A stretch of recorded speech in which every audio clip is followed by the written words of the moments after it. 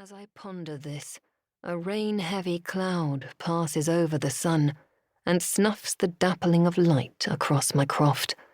I release a breath I hadn't known I was holding.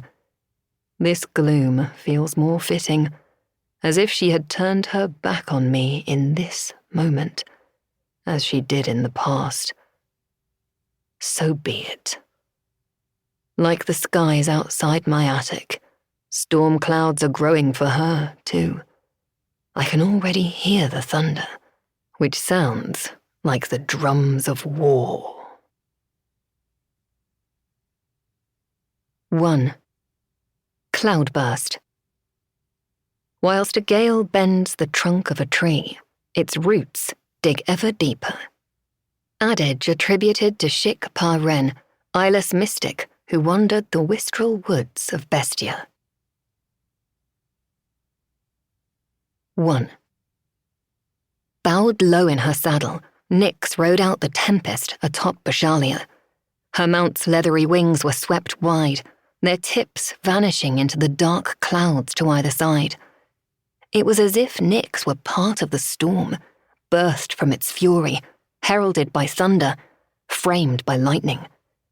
She leaned closer to the furry warmth of her winged brother, but their truer communion was in the shared thrum of bridal song.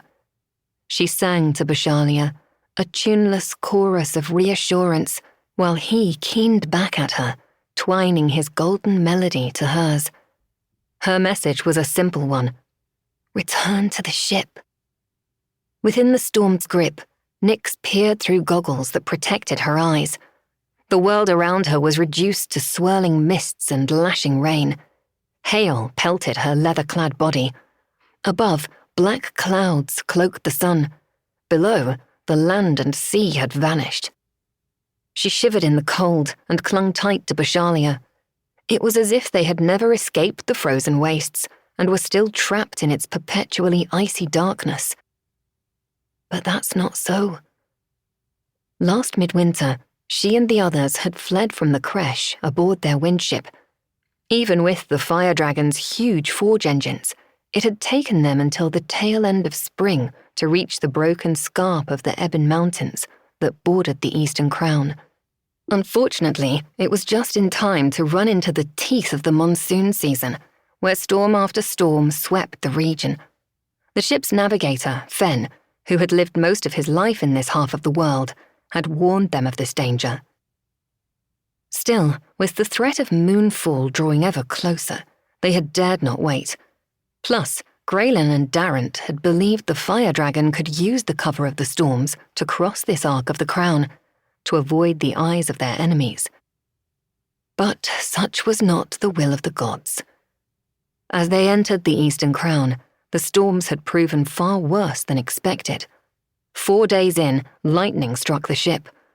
The blast ripped away the stern cables that secured the ship's balloon and destroyed one of its flank forges.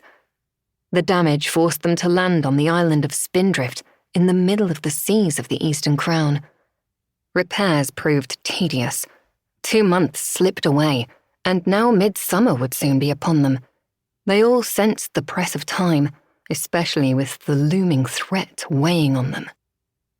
Moonfall. A full year ago, Nyx had her poisonous vision of the moon crashing into the earth and destroying all life, a prophecy further supported by the alchemies of Frel and Krish. Through their far-seeing lenses, the moon's full face had been growing incrementally larger, drawing inevitably closer to the world. Back then, they had all heard Shia's own assessment, gleaned from Tawine knowledge, reaching back to the Forsaken Ages. The Bronze Woman had placed a date upon this doom. In 5 years' time, maybe as short as 3. And now, a year of that span was gone. Urgency sharpened Nyx's bridal song to a demanding note. Bashalia responded and dove steeply through the lashing rain. Even this storm, unusual for midsummer, was a reminder that all was not right with the world. The ship's alchemist, Krish High Elgin, had expressed concern that the savagery of the season's storms was likely fueled by the moon's approach.